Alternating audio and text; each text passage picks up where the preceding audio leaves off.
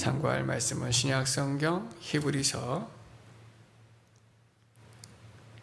3장 1절, 신약성경 히브리서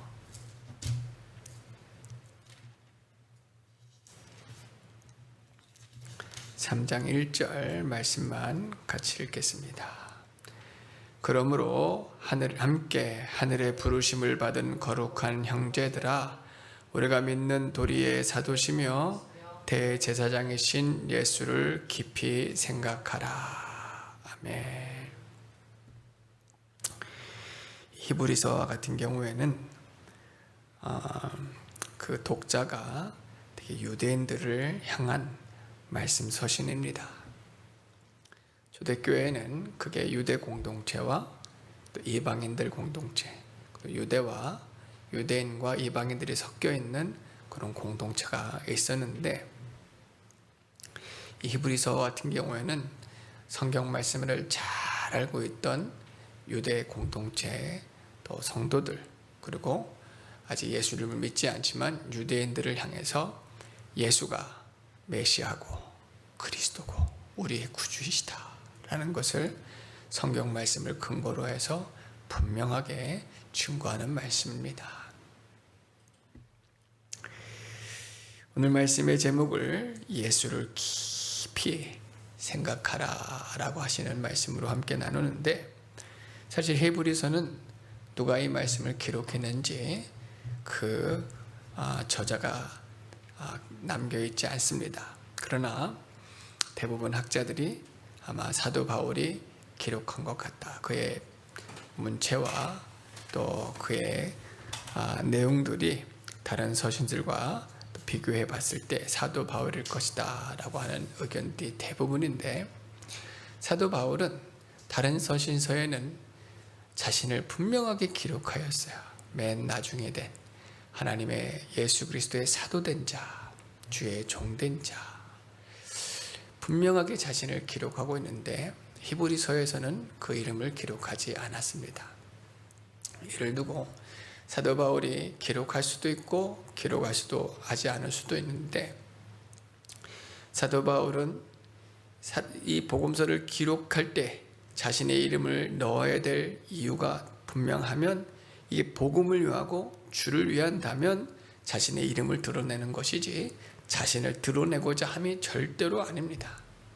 다 주를 위하고 복음을 위해서 자신이 그 이름을 기록해 놓는 거예요. 그러나 히브리서와 같은 경우에는 또 복음을 위하고 주를 위하기 때문에 그 이름을 또 넣지 않았습니다. 왜냐하면 유대인들이 초대교회에는 사도 바울을 그렇게 좋아하지 않았습니다.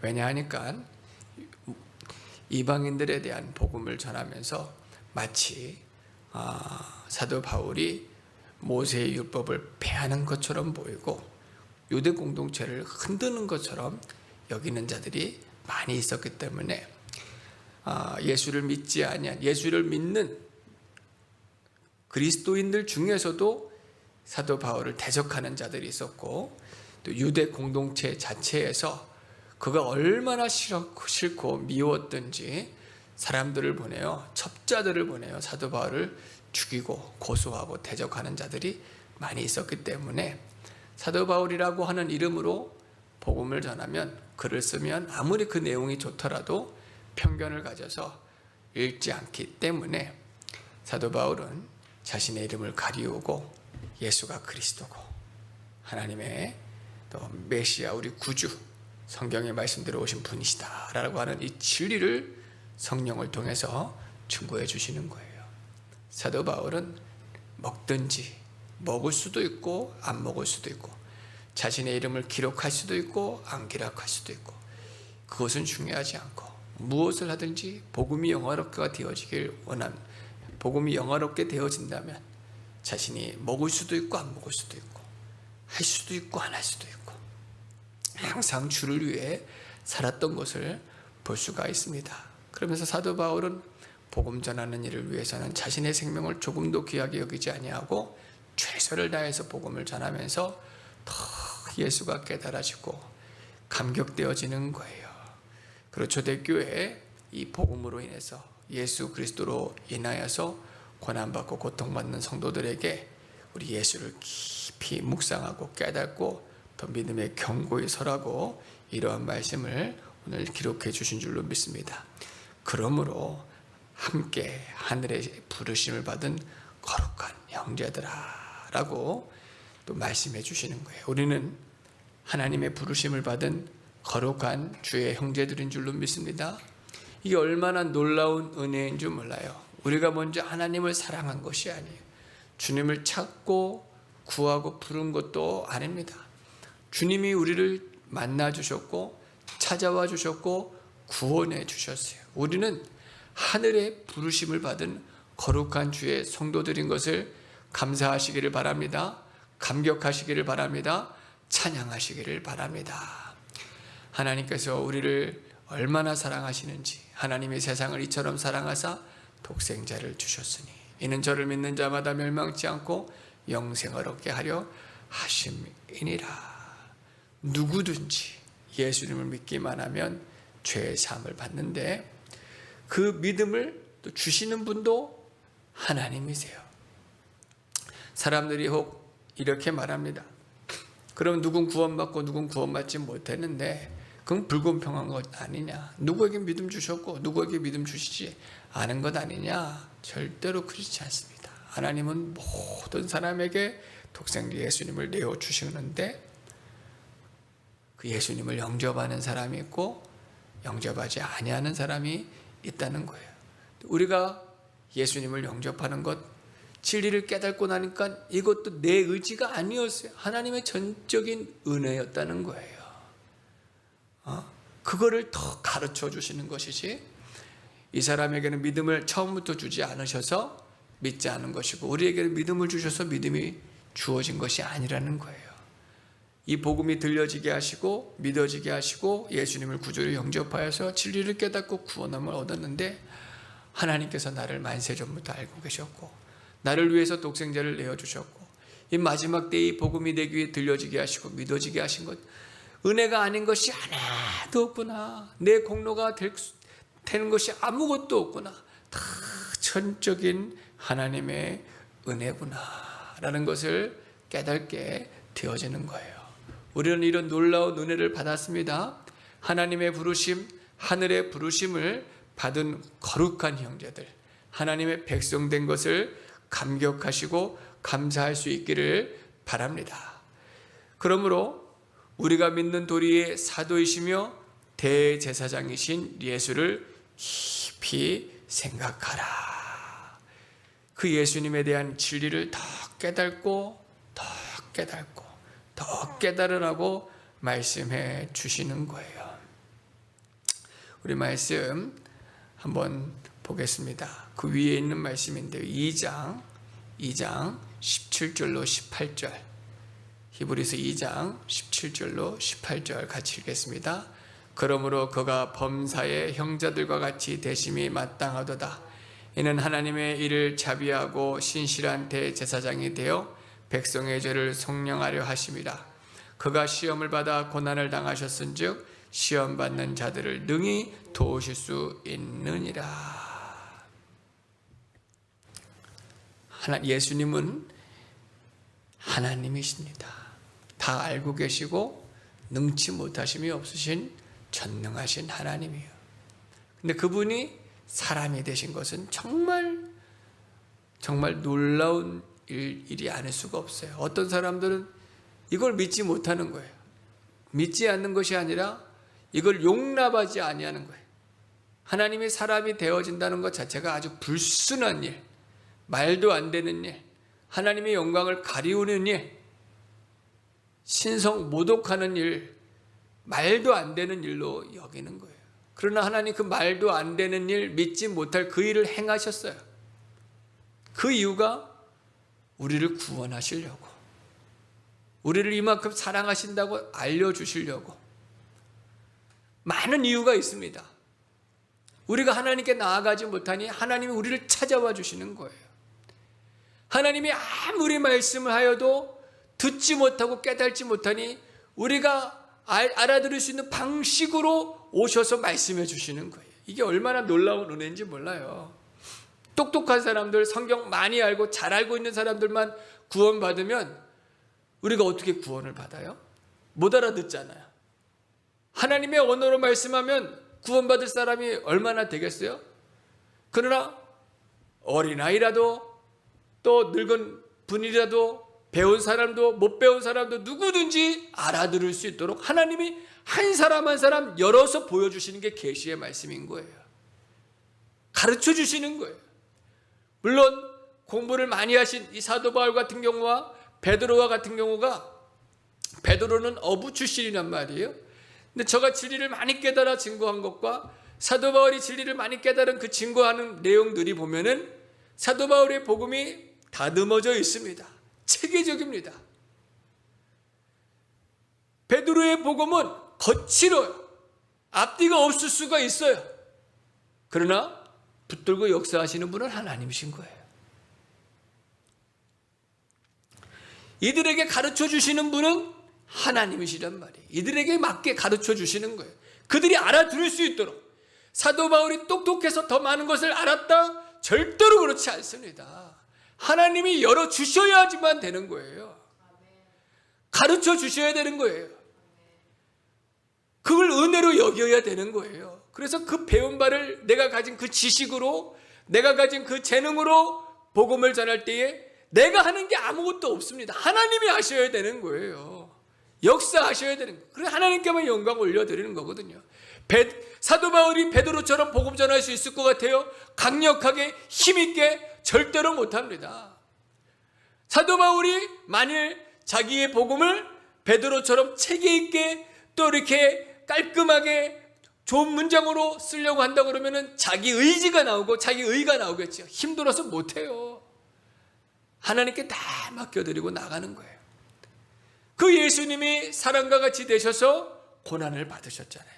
고난을 받으신 이유는 우리의 고난을 체험하시는 거예요. 경험하시는 거예요. 담당하시는 거예요. 이게 얼마나 놀라운 은혜냐면 예수님은 하나님이시잖아요. 다 아셔요. 나의 형편과 아픔과 고통을 아신단 말이에요. 그런데 사람들이 밀어나서 하나님이 그걸 어떻게 아세요? 하나님이 사람이 되어 보셨습니까? 육체를 아십니까? 하나님은 영이신데 신령한 분이신데 죄 가운데 거하지 않으시고 영광 가운데 계신 분이신데 나의 이 고통을 하나님이 어찌 아십니까? 하는 사람들도 있을 수 있어요. 근데 죄 없는 예수님이 죄인된 사람의 몸을 입고 이 땅 가운데 오셔서 죄가 없음에도 불구하고 나의 죄를 대신해서 매맞으시고 고난받으시고 피 흘려 죽어주셔서 내가 고난당하고 있을 때에 내가 안다. 내가 그 고난을 내가 안다. 내가 그 아픔과 그 외로움과 서러움과 낙심과 그것을 내가 아노라. 우리의 그 연약함을 담당해 주실 뿐만 아니라 체휼하시고 이해하시고 도와주시기 위해 사람의 몸으로 오신 거예요. 이만큼 우리를 간절히 원하시는 거예요. 이만큼 우리를 간절히 찾으시는 거예요. 도와주시는 거예요. 그분을 깊이 생각하라. 믿는 도리의 사도가 되시고 대제사장이 되어서 자신의 흠도 티도 없는 또 피로써 우리의 구원을 이루어 주신 예수를 깊이 생각하라 말씀해 주십니다. 우리 히브리서 1장 1절에서 또 3절도 같이 읽어보겠습니다. 히브리서 1장 1절에서 3절 같이 읽겠습니다.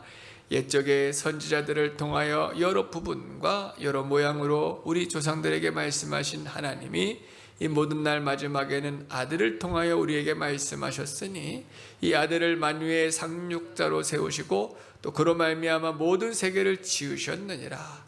이는 하나님의 영광의 광채시요 그 본체의 형상이시라.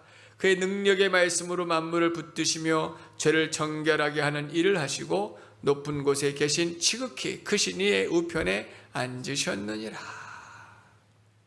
하나님께서 예수 그리스도를 통해서 우리에게 지금 말씀해 주신다. 그 하나님의 방식은 이전이나 지금이나 똑같다는 거예요. 우주 만물을 통해서 우주 만물을 하나님의 말씀으로 창조하실 때 빛이 있으라. 그럼 모든 만물들을 하나님 예수 그리스도 말씀 되시는 그분을 통해서 창조하신 것처럼 지금도 아들 되시는 예수님을 통해서 우리에게 말씀하고 계신다. 그분은 하나님의 영광의 광채시다. 그 하나님의 영광의 광채를 우리가 잃어버리고 깨달을 수 없지만 예수 그리스도를 통해서 하나님이 얼마나 영광스러운 분이신지, 광대하신 분이신지, 뛰어나신 분이신지를 깨달으라는 거예요. 예수 그리스도를 통해서만 깨달을 수가 있어요. 지금도 사람들이 우주를 연구하죠.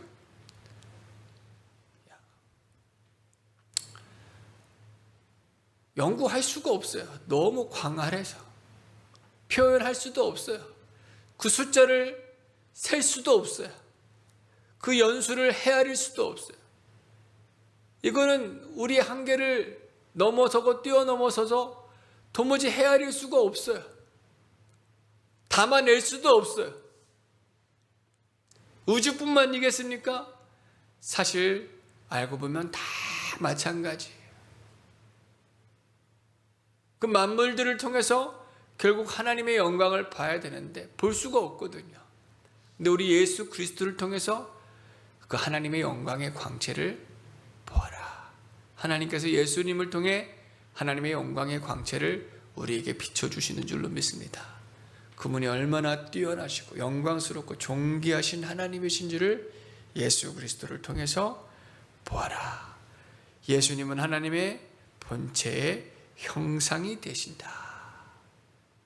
예수님이 하나님이시고 그 본체의 형상이시고 하나님의 지혜가 되시고 능력이 되시고 하나님의 영광이 되시니 그분을 통해서 하나님을 볼 수 있도록 하여라. 그의 말씀으로 만물을 붙드시며 죄를 정결하게 하시는 일을 하시고 높은 곳에 계신 지극히 크신 이의 우편에 우리 예수님께서 앉으셨느니라. 이 예수님을 깊이 묵상하고 그 예수님을 소유하는 자가 되어지고 그 예수님으로 인해서 부유한 자가 되어지고 그 예수님으로 인해서 강한 자가 되어지고 그 예수님으로 인해서 결국 영광스러운 자가 될 것을 말씀해 주시는 거예요. 우리가 주 앞에 서는 그날에 잘했다 칭찬받을 수 있는 유일한 이유가 우리 안에 계시는 예수님 때문인 줄로 믿습니다. 우리 어떤 공로로 하나님 앞에 설 수가 있겠습니까? 우리 안에 계신 예수님 때문에 주님이 우리를 품으시고 안으시고 위로해 주시고 축복해 주시는 줄로 믿습니다. 그 예수님으로 인해서 우리가 존귀한 자가 되고 거룩한 자가 되어지고 세상에서 정말로 세상 사람들이 예수님을 미워하고 핍박하고 버렸던 것처럼 성도들을 대적하는 일들이 많더라도 우리 예수님이 가장 존귀한 분이심을 깨닫고 그분을 날마다 모시는 자, 소유하는 자, 그분으로 더 풍족한 자가 되어야 됩니다. 풍족한 자가 되어야 돼요. 하나님께는 두 마음을 품은 자가 합당하지 않습니다. 하나님도 사랑하고 돈도 사랑하고 우상을 섬기고 하나님을 섬기는 것은 있을 수가 없는 일이잖아요. 그러나 우리 인생이 예수님을 모시면서도 찾고 구하면서도 세상의 것들이 필요하다고 항상 구하지요. 사실 솔직히 말해서 세상 것을 더 찾고 있는 거예요. 무엇을 뜻하느냐? 여전히 예수님으로 부족하다라는 거예요. 이걸 많이 회개해야 돼요. 정말 많이 회개해야 돼요. 예수로 풍족한 자가 되어야 돼요. 예수로 넉넉한 자가 되어야 돼요. 예수로 넘치는 자가 되어야 돼요. 만족하는 자가 되어야 돼요. 더 예수를 찾고 구하는 자가 되어야 돼요. 그래야면 있어야 될 것도 더 해주시는 주님이신데 정말 예수님은 부족한 분이 절대로 아니시거든요. 그 예수님을 더 찾고 구하는 심령이 되시기를 바랍니다. 세상에 대하여 가난한 자가 되면 안 돼요. 주님의 나라와 의를 향하여 가난한 자가 되어셔서 더욱 주님을 찾고 구하고 심령에 모시게 되어지면 그 예수님이 내 안에 채워지고 내 삶에 채워지고 채워지는 만큼 부유한 자가 되고 풍족한 자가 되어지고 넉넉한 자가 되고 존귀한 자가 되고 거룩한 자가 되어지고 영광스러운 자가 되어지고 하나님의 형상을 이루는 자가 되어지는 줄로 믿습니다. 그러나 그 예수님이 아닌 다른 곳으로 내 삶을 채우면 나는 어떤 사람이 되겠어요? 궁핍한 자가 되는 거예요. 부끄러운 자가 되는 거예요. 세상적인 자가 되는 거예요. 예수님을 찾아볼 수가 없어요. 그런 모습들을 우리 회개하고 세상의 가치보다 더 예수님을 깊이 깨달아서 예수님을 더 모시고 예수님으로 더 풍족하고 풍요로워서 넉넉히 베풀어주고 나눠주고 세상을 또 이겨내가고 성전 미문에서 거지가 제자들 요한과 베드로에게 무엇을 간절히 구하는 마음으로 불쌍한 표정을 지었을 때에 은과 금은 내게 없거니와 내게 있는 것으로 내게 주노니 나사렛 주 예수의 이름으로 일어나 걸으라. 우리가 있는 것이 무엇이 있겠어요? 목사에게 지식을 구합니까? 세상의 정치적인 어떠한 편견을 방법을 구합니까? 돈을 구합니까? 성공을 구합니까? 목사에게는 예수만 있어야 됩니다. 우리 성도들에게는 예수만 있어야 됩니다. 예수가 우리 안에서 나타나야 됩니다. 예수가 충만하여야 됩니다. 진리가 역사되어야 됩니다. 사도 바울과 요한은 세상에 그 무엇을 구할 때에 내게 있는 것은 예수뿐이니 예수로 살으라. 예수로 새 생명을 얻으라. 구원을 받으라.